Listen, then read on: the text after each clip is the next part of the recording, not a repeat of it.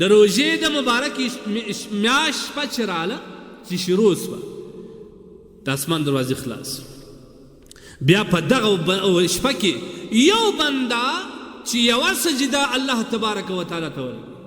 موږ خو نن تر اوسه ځان زغلو او کوشش دا کوي موږ څه کلان اماده کړي هغه ځای د ځان څه وچته چې په 25 منټې کې تراویح کړي. ما تېره جمعه درته ویل قسم دې مې په خدای کړی یوه رکعت ثواب لا پیدا کړي. د یوه رکعت ډېر دی که لږ ناکي تکلیف مه کوئ. هغه علماو ته دې الله هدایت وکړي چې د الله په کلام پس خوند وایي، د خدای په عظیم د اسلام په ارکانو کې په عظیم رکن باندې دا رشخند وایي. دا به الله تباه کوي، خدای دې تباه کړي. دا دومره سخته ګناه ده. یوه سجده په روژه کې حدیث دی د طبراني روایت دی چا چې یوه سجده که ماحقه ولګول 1500 نیکۍ الله پر یوه سجده ورکوي. دې ضرب که پر 20 رکاته باندې په 20 رکاته کې 40 سجدې راځي، پر 40 سجدو یې ضرب که بیا به څه حساب دی؟ حساب تېر دی. لیکن ما ورته څه کوو؟ هغه ځای ته په لوی لاس ځان ټیل باسو، په لوی لاس په خرچو باندې ځان رسو په کوم ځای کې چې زموږ لمونځ نه قبلېږي. هلته چې الله جل جلاله فرشتو ته وایي چې عذاب پر نه نازل کړي. وایي کله چې بنده لمونځ کوي یوه فرشته یې دلته ولاړه یوه یې دلته ولاړه. وایي ده چې کله سجده و رکوع او تشهد و اخره ناسته ټول کمپلیټ کړي پرایه کې دا لمونځ پورته سي عرش ته چې ورسېږي برته راشوه کړي په تور ټوکر کې پر دا مخ یې په ولي وایي الله دې تا دغه ذلیل او خوار کړي لکه څنګه چې زه نن د خدای د در او ناامیده رالم تا دې هم خدای دغسې ناامیده کړي. ولې حدیث کې راځي د دې سړي رکوع نه وه، سجده نه وه.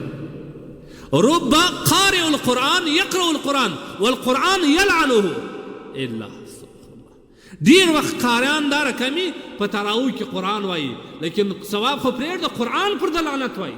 لعنت یې در باندې پرېږده ما مه وایي الضالین بس دغه د الحمدلله نه شرم لري نه حیا لري د خدای په مبارکه میاشت کې د خدای په کلام باندې ملنډې وسخن وایي د قرآن لعنت ته دې ځان مستحق وګرځوي. او زموږ هغې نوم روانې ته راځئ زه تا نن یو ځای ته راوتې بوځم په 25 منټې کې کوي نو دا تا په 25 منټې کړي بیا ته څه کوي؟ دا 20 منټه پر تا غمیږي دومره د شیطان په جال کې راغلی. دا خو وایي د روژې کې شیطانان تړل کېږي لیکن هغه کس چې ټول عمر د شیطان په اتباع کې تیر کړی وي هغه اوس هم د شیطان پر هغه عادت پر هغه لار روان شیطان یې نه غدا باسي دی د شیطان غلام دی پر هغه لار باندې عادت دی پر هغه لار باندې روان. نو دا په روژه کې هم ده لہذا پر یوه سجده باندې الله پاک جل جلاله 1500 نیکۍ وکړي. وبنا له بیتا دا یوازې نه بیا څه کوي الله پاک جل جلاله دته یو کور جوړوي په جنت کې من یاقوت چې هغه به د سرو یا اناري یاقوت څخه جوړ کور وي او دغه کور به 80 دروازې لري. بعض روایت کې 80,000 دروازې راغلي دي دا یو کور به دون دروازې لري. وایي فاذا صام اول یوم کله چې بیا د روژې اوله ورځ راله د روژه ونیول کما حقه یې ونیول ټوله ورځ په عبادت تېر کړه په ژړا یې تېر کړه. الله پاک جل جلاله به دغه اوله روژه د ده د ټولو ګناهونو مغفرت وګرځي.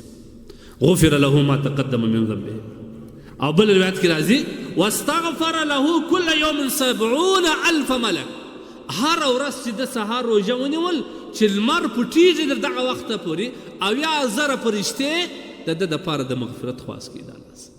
د الله بندګان څومره چانس موږ ته خدای راکړی لیکن موږ یې په چیش باندې د لاس ورکوو. مه کوئ د خدای لپاره. دا ګوره تېر کال څونه کسان دا وخت ژوندي وه، څونه ځوانان ژوندي وه، څونه خوندې مندې ژوندي وې، څومره باباګان سپین ږیري ژوندي وه، نن ټول د خاورو لاندې. بل کال ته نه ده معلوم چې ما او تا به زندګي ژوندي او که به د خاورو لاندې. دا موقع څخه فایده واخله، دا موقع څخه فایده واخله. نور که نه وي وشکه خو ته یې که دا تېر ګناهونه خو دې معاف کړه هغه سزاګانې خو به دې کمې سي.